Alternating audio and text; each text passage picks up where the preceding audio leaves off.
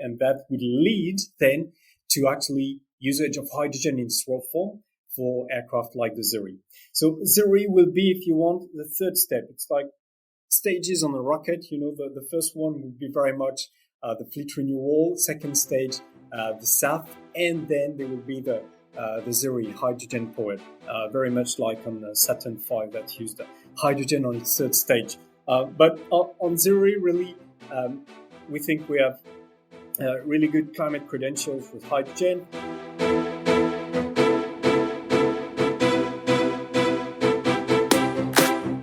Welcome to Sustainability in the Air, the world's first podcast dedicated to sustainable aviation. I'm your host, Shashank Nigam, the CEO of Simplifying. Every Thursday, I have important conversations with top aviation executives, technology entrepreneurs, and policymakers helping aviation take climate action. Conversations that help separate the signal from the noise. Whether you are a frequent flyer or an airline executive, if you care about sustainability or simply love traveling, welcome aboard. My guest today is Bertrand Lestimé. Bertrand has tremendous experience working with airlines around the world, and he's bringing this to the ZERoe team to rethink how we can fly in the future. Bertrand and I have a fantastic conversation on how a large company like Airbus innovates for a project that's so far out into the future and makes it a reality today for the team and for its customers. I hope you enjoy this conversation with Bertrand. So Bertrand, it's really good to be speaking with you. You are leading Net Zero Airlines. I didn't know that such a role at Airbus existed. What exactly do you do? Maybe, Shashank, if you allow me, I'll start by presenting the big picture in terms of how Airbus wants to help its customers and aviation globally to reach its targets of net zero by 2050. We think that to achieve that, we will need to use a basket of measures, meaning that there will not be just one single silver bullet. The very first measure should be the fleet renewal. It means that today you have an in-service fleet composed of about 80% of aircraft that could be actually renewed with latest generation jets. The second one will be to improve the operations and the air traffic management procedures so that we can as well gain a few percent and reduce our CO2 emissions. Third one would be SAF, the Sustainable Aviation Fuels. Then will come the ZERoe, the hydrogen-powered aircraft we'll talk about, and then as well the carbon removals. And actually, I take this opportunity as you're based in British Columbia. We're partnering with Carbon Engineering, based in Squamish, British Columbia, who is developing a direct air capture technology. We've invested into Carbon Engineering end of last year, and in conjunction with 1.5, who is developing sequestration and project development in the United States with Carbon Engineering, we are actually offering a negative emissions, a carbon removal solution to airlines as well. So you see, we think that at Airbus, if we want to be a leader, we have actually to offer solutions to allow our customers to decarbonize their operations. This is very interesting, and yes, indeed, they're my neighbors down the road in Squamish, the folks at Carbon Engineering, and we are in touch with them as well.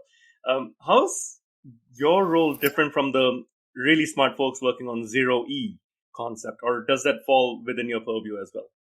Yeah, so I'm part of the ZERoe team. I'm very grateful to be part of it, and I look after what we call the market and customers team. So looking at what the market could look like in the future for hydrogen-powered aircraft, which is the ZERoe. And as well, we are really keen to hear from our customers what that aircraft should look like, especially in terms of showstoppers, no-goes, what we absolutely have to be on board the aircraft. And also customers are partners of choice to develop what we call the ecosystem, meaning that, as you know, Shashank, with this project, we have, in fact, two key foundations. Number one, the hydrogen-powered aircraft itself, and we look after this. Number two, the hydrogen supply, the economy, to ensure that when this aircraft enters the market in 2035, we can actually feed that fleet with green hydrogen at airports. So we have really to, if you want, make sure that we create hydrogen hubs, hydrogen consortiums to provide green hydrogen at entry into service. So let's dive right into this, right? You are working with EasyJet right now, I believe, to establish a hydrogen hub at Bristol Airport. How is this going to work? Give us a vision of how exactly is your partnership with EasyJet and then Bristol Airport going to take life to bring this hydrogen hub to reality? Yes, absolutely. So this is a really good example of the hydrogen consortium. We are really lucky to be partnering with EasyJet, Bristol Airport, Hynamics from the group EDF, and Hydrogen Southwest to look at what a hydrogen hub could look like at Bristol Airport so that we could start hydrogen-powered ZEROe operations as early as 2035. Yeah. So the idea is really to look at the entire, if you want, process, the entire value chain. How do you get the green hydrogen? How do you produce it? As you know, in order to be actually a green hydrogen, we look at hydrogen made from water electrolysis when using renewable electricity. So we're looking at this with partners like Hynamics. Then we will want to have the green hydrogen at the airport. So Bristol Airport is partnering, is bringing its bit in this partnership for this. And then, of course, EasyJet is really acting as a catalyst to bring all those partners around the same table so that we can start planning zero emission operations at the Bristol Airport. One of the things, I'm jumping around here, but this is so interesting. One of the things when we speak about to airport CEOs, or I had the Director General of ACI, Luis Felipe, on this podcast previously, is when airports look to develop hydrogen infrastructure, they have to change a lot of things. Just the storage of hydrogen is huge. You need to build, I think, a terminal the size of Heathrow Terminal 5 to store hydrogen. How is this going to be built, this infrastructure to manage hydrogen? It's a really key question. Thanks, Shashank. To address it, we have a concept called hydrogen hubs at airports. The key idea is really that we think that by adopting green hydrogen as early as today, airports can decarbonize their own operations because you would have plenty of consumers, what we call the off-takers at the airport vehicles, the ground service equipment, ground transportation, buses, coaches, heavy-duty trucks, logistics, heat, power, air conditioning for the facilities in the vicinity of the airport. And then progressively, you could have a ramp up so that you will have a sufficient supply to feed a ZEROe fleet from 2035. So you see, we think of that synergy where green hydrogen could be used by the airport in the first place with a progressive ramp up to allow ZEROe operations from 2035. And in that respect, if I may, we've actually publicized such a consortium that we created with Air New Zealand and Christchurch Airport in February. We have as well in this partnership Fortescue Future Industries providing the green hydrogen, and also Heringa and Fairbrome, two New Zealand companies working in cryogenics and hydrogen distribution. So luckily, the case we have with EasyJet and Bristol is actually spreading with other hubs being created worldwide. This is very encouraging, the work that's going on. I've been reading about the work with Air New Zealand and Christchurch, of course, around the hydrogen hubs. Why hydrogen? Let's zoom out a little bit. Why hydrogen versus, let's say, Boeing, which says it's SAF plus or SAF and? Or if you look at the big bet from Embraer around Energia platform, which is primarily electric and hybrid with other things. Why is Airbus betting so big on hydrogen? Yeah, it is a big challenge because there's that basket of measures. It's easy for me to say, but it is a challenge to implement. So we are really aware of this. If you want, we think that the Airbus strategy for sustainability, the basket of measures, you could call it an AND strategy, meaning fleet renewal, and SAF and ZERoe. So very clearly, we think that sustainable aviation fuels, fleet renewal are key ingredients to reach net zero. Then there will be ZERoe as well. Why hydrogen? Well, we're having this discussion very frankly because of something called climate change. We have to be really clear about this. And we think that hydrogen, because it emits no carbon dioxide during operations, if this is green hydrogen, is actually having excellent climate credentials, potentially as well really good in terms of non-CO2 effects. You know, the nitrogen oxides, NOx, especially if we use fuel cells, there will be no NOx, and persistent controls. And we want to carry out some tests, and we can talk about this in a minute. So the first point is really the climate credentials, the key reason why we are developing this ambition for ZERoe. The second point is the declining costs. You will see that more and more sectors are actually adopting green hydrogen as a fuel for the future. So we think that by doing this, we will reduce the cost thanks to economies of scale, meaning that this could be a really affordable driver for airlines to decarbonize their operations. We sometimes speak of a carbon abatement cost, really competitive, or cost per ton of CO2 avoided. Yeah. The third reason is that hydrogen is really energy dense. It carries, if you want, 3 times the amount of energy of kerosene per unit of weight, meaning that you have what we call specific energy of 33,000 watts per kilogram with hydrogen, where kerosene has one of 12,000 watts per kilogram. And then we think that hydrogen will play a central role in decarbonizing aviation because it can be used in 3 different manners. So in its raw form for combustion and fuel cells, and also a third way is to produce sustainable aviation fuels called power-to-liquid synthetic fuels, which is obtained when you mix green hydrogen with captured carbon. And we think at Airbus that overall, to reach net zero by 2050, hydrogen will contribute up to 50% when you take the 3 levers together. This is very interesting. I like the fact around the energy density of hydrogen, but it's really voluminous. You have to rethink airplane design. You can't have the traditional tube and wing design. You have to think about hydrogen transportation. You can't have any leaks. You have to think about hydrogen storage. There is so many new things to think about. Isn't that a very tough challenge to pursue? It is. And we are really, we want to be really ambitious because we want to play a role in reducing our impact on climate, but we have to be very humble. And there are challenges with hydrogen. As you very rightly said, volume is the one of the very first challenges we're having.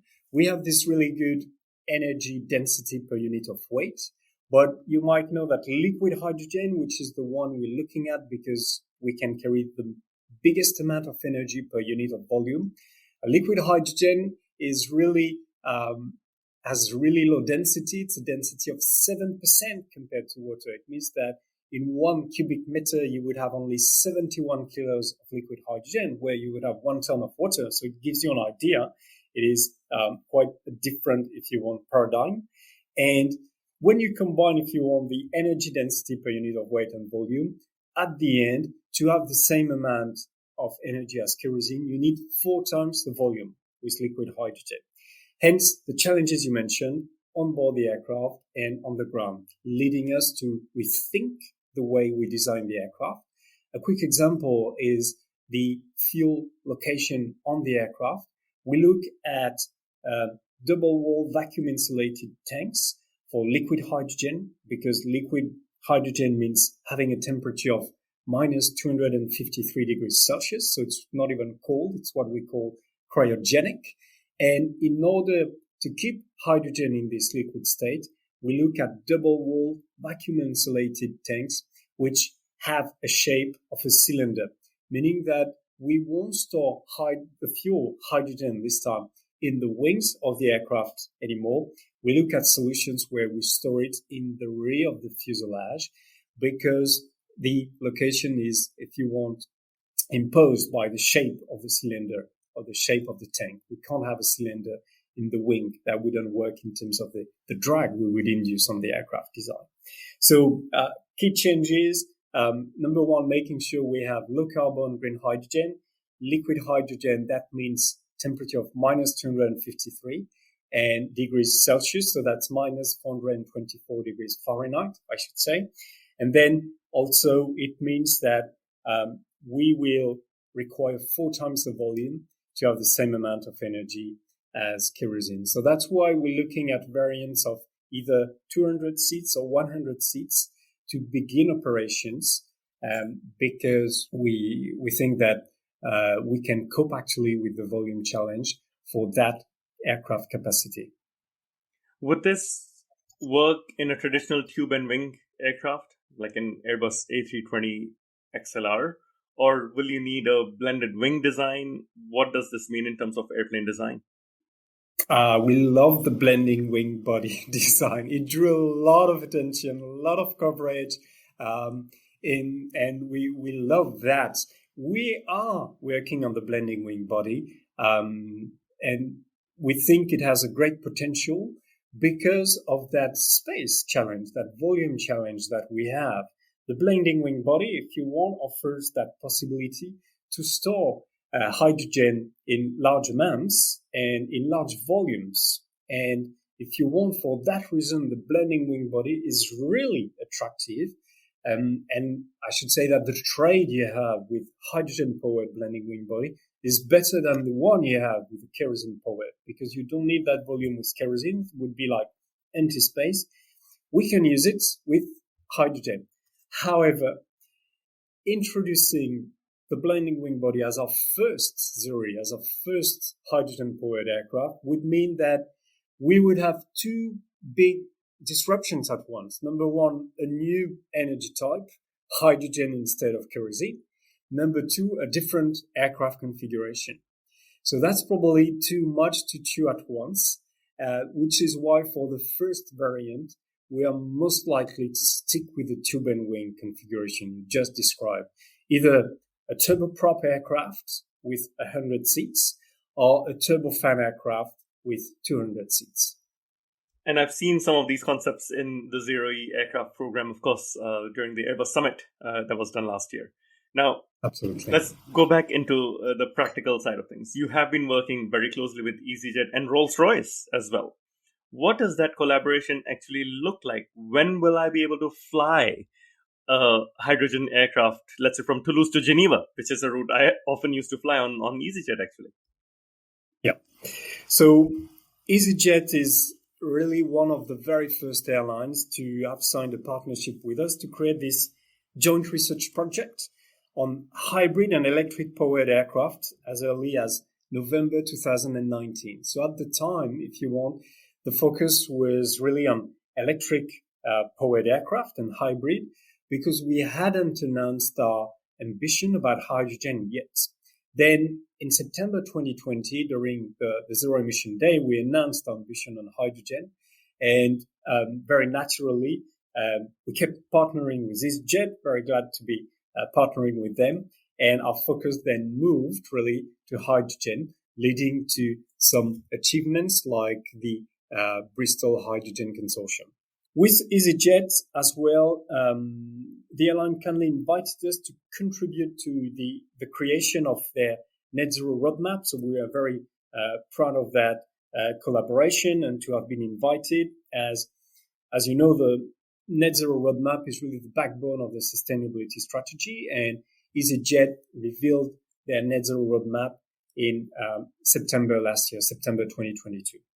When you look at it, in fact, EasyJet's approach, it perfectly illustrates the basket of measures I was referring to earlier, meaning that EasyJet includes in its net zero roadmap the fleet renewal, the ZERoe and the disruptive technology with a hydrogen-powered aircraft, improving operations and air traffic management, but also the SAF and also the carbon removals. Actually, EasyJet signed a letter of intent to purchase carbon dioxide removals via us from carbon engineering and 1.5. So it shows really how forward-looking the airline is by really being keen to develop zero-emission technology and hydrogen-powered technology, and also thinking of how in the future the airline can neutralize the residual emissions, the emissions that are really hard to get rid of, and that's the purpose of the carbon removals. Right. So carbon removals complement whatever else is still being emitted. Now, EasyJet is no Singapore Airlines or KLM. EasyJet sells discount tickets at discount fares. What do you think will be the cost of a ticket? Will it remain the same? We have heard, for example, for sustainable aviation fuel, currently it is 3 times to 6 times the cost of jet A fuel. What will this do to cost if we start flying on hydrogen? Yes, that's why it's so precious for us to be partnering with them, because, when you look at sustainability, it is very well known in the frame of climate, and certainly at Airbus, we care for climate.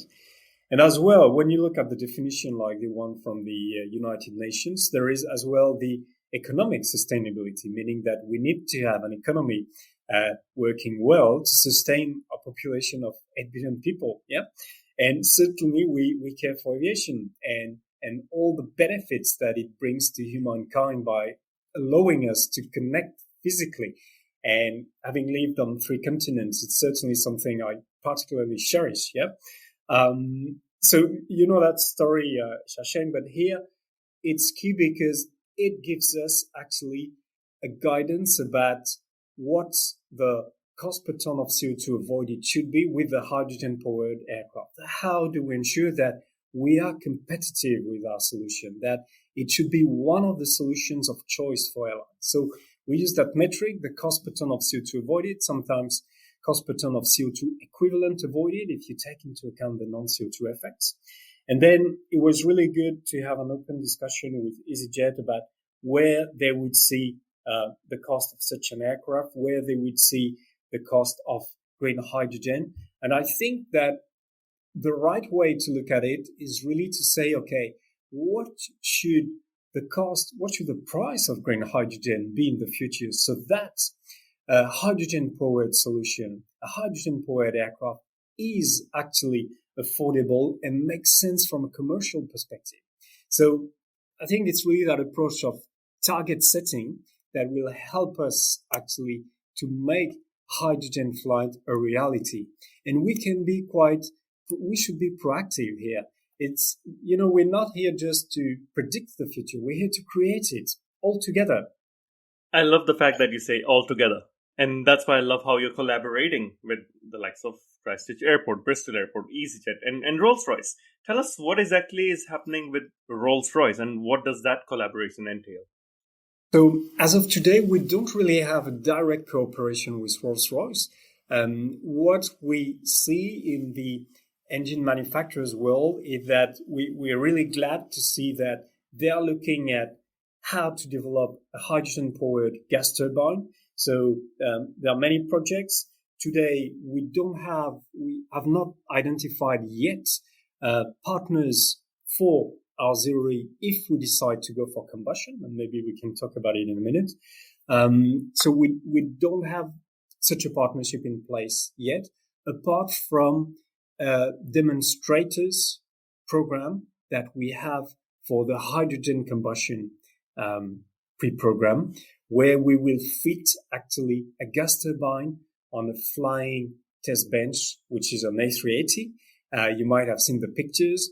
And for that partnership, we are partnering with CFM International, and it's actually General Electric who will provide the gas turbine, the GE passport. So, yeah. Okay, so it's multiple engine manufacturers you're working with. Now, we have spoken about the concepts. We have spoken about collaboration and potential customers. Let's talk about feasibility, because in aviation, we, of course, want to be practical as well. Airbus, if you recall, initially showcased an all-electric E-fan at Farnborough as long ago as 2014, which then evolved into a hybrid electric project. You still see electric or hybrid electric aircraft as viable or as an area of interest for Airbus? Yeah, no, absolutely. We learned a lot with the EFAN. And when we say electric or hybrid electric, at the time, to be 100% clear for our audience, we looked at battery electric aircraft. Yeah. So we learned a lot because it was one of the first times for us when we actually used electric motors.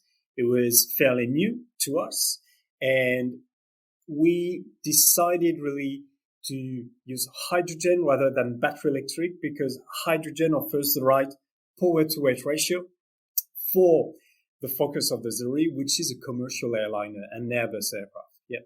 So we learned a lot, but we think that we'll be able to carry much more energy with hydrogen based on the specific energy I mentioned earlier, 3 times the energy of kerosene per unit of weight. Of course, you need to rethink the fuel system and the fuel storage system on board the aircraft. So that comes at a certain cost in terms of weight. But overall, we think we will have the best possible solution. So as well, whether if we decide to go for the combustion, we won't have the electric motors. But if we go fuel cells, which is one of the possibilities, we will actually benefit from all the learnings we've made on the EFAN with the electric motors. Yeah.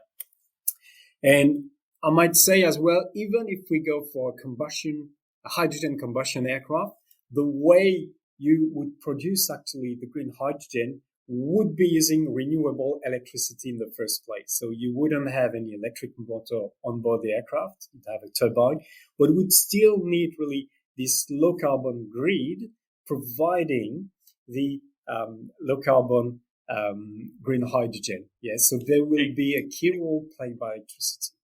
Exactly. You can't have a coal power plant, for example, providing that hydrogen. That defeats the whole purpose. What are some of the lessons you learned from the EFAN project that you're applying to your work in hydrogen, given that they were both pioneering? Yeah, electric motors was really new to our engineers. We think we have some of the best engineers in the aerospace world. But it was entirely new, so it's good to remember. We learned a lot about 2 things mainly. Now, number one, heat management, how much heat is actually dissipated by an electric motor. So that was really new to us, the Joule effect. And then electromagnetic interference, because the beauty of the gas turbine is that there's no electronics into, if you want, the engine itself, so that you don't have such interference coming from the magnetic field. It's different with an electric motor, so that you really have to look at potential interference between the motors and the systems. So we learned a lot about this. This cross-pollination of ideas, the same engineers perhaps who worked on the EFAN are maybe involved in some of these ZERoe projects as well. I think that is so critical. You've, of course, been testing hydrogen engines under Project Blue Condor, which you announced at last year's Farnborough Air Show when I was there. Tell us a little about this, and why did you decide to start with glider tests? Yeah, so the Blue Condor, in fact, is really a demonstrator to understand and measure, in fact, the non-CO2 effects of hydrogen combustion. So the Blue Condor is actually a glider fitted with a gas turbine, and we will want to fly side by side, one glider that will be using kerosene and another one using hydrogen. Then behind the gliders, we will have a chase plane that will measure the non-CO2 effects, so nitrogen oxides and persistent contrails. And we're working actually with the German Aerospace Research Institute, the DLR, to carry out those tests. But if you want, with the Blue Condor, we're not testing so much the hydrogen combustion, the propulsion solution itself. It's more about understanding what it means for the non-CO2 effects when we combust hydrogen. What is happening? Today we have models. We think that potentially we could have fewer NOx. Potentially we could have fewer persistent contrails because there will not be any particulate matters ice can accrete to. But we really have to make the measurements to make sure that this possibility is a reality. And there's just one possibility here, is to test, test, and test. You're right. I think testing is absolutely critical. Now, from a glider to a real hydrogen aircraft, would you say to someone who questions how realistic this trajectory is that you can get from glider to full commercial flight in just 12 years from now? It's a very good point. That's why we will want to actually have demonstrators both for the combustion of hydrogen and the fuel cells. For the combustion, so this is the gas turbine that will be fitted on the A380, our flying test bench, around the middle of this decade. And we will have, for that project, 4 liquid hydrogen tanks on the A380 that will fit the gas turbine to see how liquid hydrogen on board the aircraft behaves and what it means as well to combust hydrogen. This is really new to us. You might know that it's been tested a while ago, in fact, as early as 1957 by NACA and US Air Force on a B-57, a modified B-57 that had one engine running on hydrogen, and hydrogen was stored in liquid form. And as well, late 1980s on the Soviet era 3-engine aircraft, the Tupolev 155. So it's been tested already, but we want to see what it means, especially when we look at commercial operations, right? This is not just an experiment. Our goal is to provide commercial operations, hydrogen-powered ZEROe. And then for the fuel cells, we'll do, in fact, a bit of the same. We'll have one electric motor plus fuel cell fitted on an A380. We are looking at the megawatt scale, meaning that we are considering fuel cell stacks. That's pretty powerful.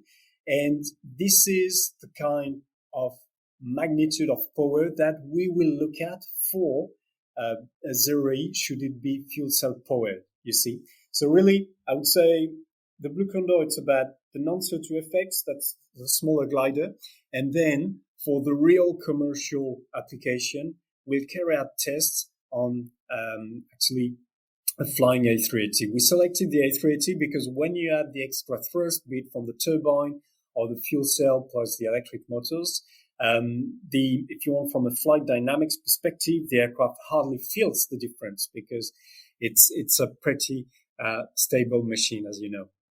Indeed. I'm glad to get some behind the scenes insight about testing as well, because we often on the outside don't exactly see how that's going to go.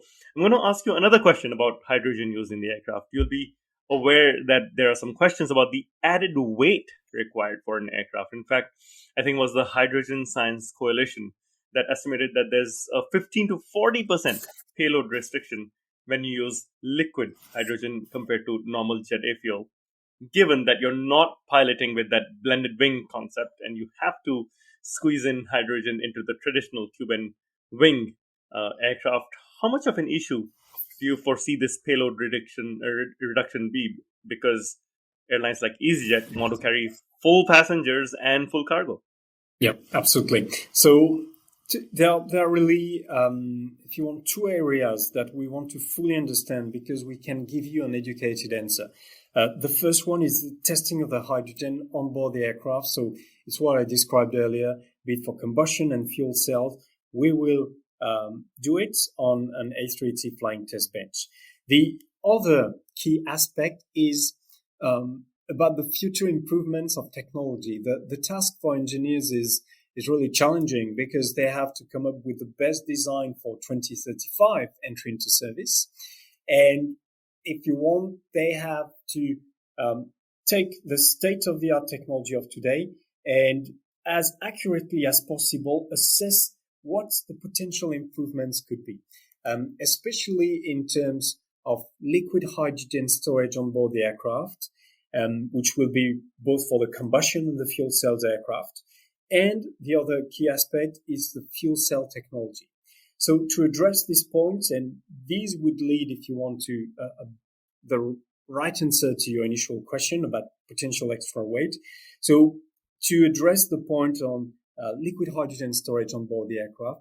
We've created zero emission development centers in the Airbus European countries. So we have some in the UK, Spain, Germany, and France, where they will look at tanks technology and also the cryogenics. And that will give us an understanding of what the weight of the double wall vacuum insulated tanks could be for our ZEROe aircraft. On the fuel cells, we've actually created a joint venture with a German company called Elring-Klinger, based in Stuttgart, with a lot of expertise in the automotive industry. And the name of our joint venture is Aerostack GmbH. And that will allow us to fully understand the potential of fuel cells, not just for today, but for the next decade, from 2030 to 2035. What can we achieve? There's a lot of development in the field of fuel cells for aviation. It's great. We see that as very encouraging signs. We support those initiatives, and we think they contribute to the development of the hydrogen ecosystem. I love what you're saying about this medium to long-term vision of really rethinking aviation as we know it today. But the reality is, I've seen this from Airbus estimates and Boeing estimates. There are, I think, 20,000 aircraft in the air today, and there'll be 40,000 in the air by 2050, most of which are being built using today's technology. Hydrogen aircraft, blended wing, all of these new technologies will remain really niche on certain aspects. And that's why I believe Boeing is betting big on sustainable aviation fuel. Where do you fit in? Are you looking too far out in the future and not addressing this big elephant in the room, which is 40,000 planes that are going to be flying using current technologies? The challenge is really to do both, So we think really that fleet renewal is the number one thing to do, because 80% of the in-service fleet, those 20,000 planes you described, is to be replaced at some stage with better kerosene-powered technology. And by doing so, you can easily, with the Airbus family, you can actually get rid of pretty much 20% of the CO2 emissions. So that in itself is very significant.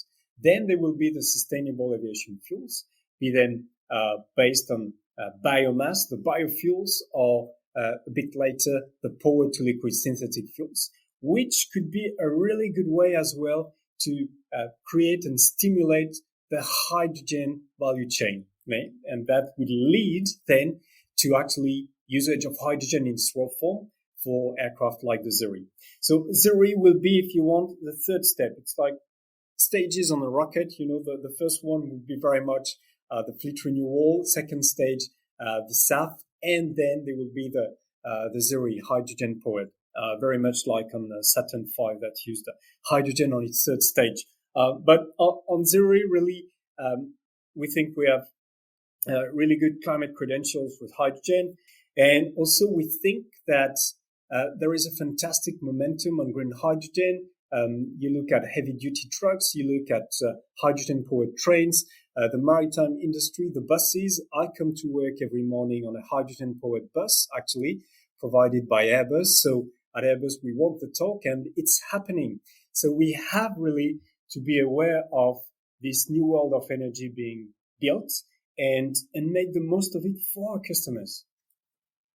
I'm so glad that you take a hydrogen-powered bus every day, because you know exactly what's happening. I know. I was speaking with Edmonton Airport CEO, and he was talking about how they are preparing for a hydrogen future by having hydrogen-powered buses and cabs to the airport from Edmonton city. So this definitely helps. Now, you have personally had a very interesting career path, Bertrand, leading to what you're doing today. I remember, I think we have met previously in Dubai when you were leading airline marketing. You have worked with airlines around the world. Tell us what exactly led you to your role today. Yeah, thank you, Shashank. I'm very lucky to be with Airbus. I'm an aerospace engineer by background. I've studied in France and in the United States. And at Airbus, I've been working in engineering, commercial, and now strategy. I think there was a consciousness about climate change that was progressively permeating into me until maybe a turning point in the early 2020, actually in 2020, when I read NASA and NOAA report stating that the 2010 decade was the hottest ever. And it was also that harsh period when you had the wildfires in Australia. So I could see those two effects combined of increasing temperature and actually effects of climate change with an increased frequency and magnitude, certainly with the really hard wildfires that actually shook Australia at that time. So from that point, really, the die was cast, and I've wanted to work on reducing and eliminating aviation's impact on climate. And I'm really grateful that Airbus offered me that opportunity, which I see as a responsibility with plenty of exciting challenges. And also, I cherish aviation for its wonderful people I've been working with for over 20 years, and for everything that aviation brings to society, to humankind, by connecting us physically. Yeah. So we are a hard-to-abate sector, and if we succeed, I think we will set an incredibly inspiring example for all the branches of the economy. So that's why we should really embrace this challenge. I'm glad to hear the personal passion and motivation coming here. The last part of this interview is actually quite personal. It's called the rapid fire round. You have not seen these questions, but I'm going to ask you simple questions. You may be familiar if you've listened to this podcast before. And you have to give me one-word answers. And I'll start with something very simple. What's your favorite airline? That's a really tough one. It's an airline operating the ZERoe. In the future, you know. All right, okay. Does not exist. Fine. I'll let you skip that one. We'll start with something simpler. What's your favorite book? The Name of the Rose. The Name of the Rose. Okay, I'm gonna look it up. Thank you. What's your favorite city? Toulouse. Okay. Well, have you been? I'm guessing you've been living in Toulouse for a long time. Yeah. I studied here, and I've been living here on and off for about 20 years. Yeah, 25 years. Yeah. Fantastic. What is something you want to learn? I want to learn about climate, and I want to keep learning about climate, really, because I think it's just the beginning. Okay. What is something you do in your free time? I like riding my bike and playing drums. Okay. I'm wondering why you don't ride your bike to work. I do at times, really, when my agenda actually doesn't allow me to take the hydrogen-powered bus. You know? Hopefully, you can ride your bike back home after this interview. And drums? Do you play drums in a band? Yeah. Wow. Yeah, on and off, but yeah, absolutely. Yeah. I love it. I think you're the first drummer we have had on this show. So welcome. We had a tango dancer recently, but this is going next level. Wow. What is the best advice you've received, Bertrand? Well, I'd say keep learning. You know, it's so enriching. It brings us so much, really, when you understand better what goes on. I think that's really what leads us to make the right decisions. And I think, I don't know, I mean, it's not rapid fire mode anymore, but I think that's why we should really educate people about climate challenges and also educate them about what aviation brings to our society, because at times maybe we can be, I would say, a target, probably in a disproportionate manner. And I think we have to understand this and at the same time make a case about how we allow people to connect, what it means for our society, for the economy, exchanging ideas, spreading riches. There's a lot we're doing. It's probably harder to quantify than other sectors, but I'm keen to learn how we can transmit that in a more efficient manner. I'm glad to hear. And finally, who do you look up to? I think, and it might sound a bit corporate, but I think we're really lucky to have Guillaume Faury actually enabling a company like Airbus to provide sustainability-oriented solutions. It's not necessarily a given, Had we thought about having this discussion, as you said, when we were both in Dubai, it would have been a big question mark, and probably we would have thought that it was too early. But at Airbus, we want to make it happen. And I think it comes from we have a really strong mandate coming from Guillaume itself. Well, I'm glad to hear. Bertrand, it's been a pleasure speaking. Thank you for diving deep into the details and getting into the weeds of how hydrogen aircraft is becoming a reality. I'm incredibly excited about your partnership with EasyJet. I loved all the details we went into around the testing bit, and I am really looking forward to meeting you once again in person, hopefully very soon. Thank you. Likewise, many thanks, Shashank. Thank you for listening to this episode of Sustainability in the Air. Aviation is one of the hardest to decarbonize industries, yet there are multiple paths to get to net zero. Awareness is key to a green future. So please give us your support to help our sustainable aviation insights reach a wider audience. You can do this by sharing this episode on your network, on LinkedIn, Twitter, or even WhatsApp. Or perhaps you might consider leaving a review on Apple Podcasts, Spotify, or wherever you listen to this episode. You can start a conversation with us by writing to us at podcast@simpliflying, that's simply with an i.com. And for more content on sustainable aviation, please visit our website green.simpliflying.com and join the movement. Sustainability in the Air is an original podcast by Simpliflying. The show is produced by Juraj Toth in Slovakia.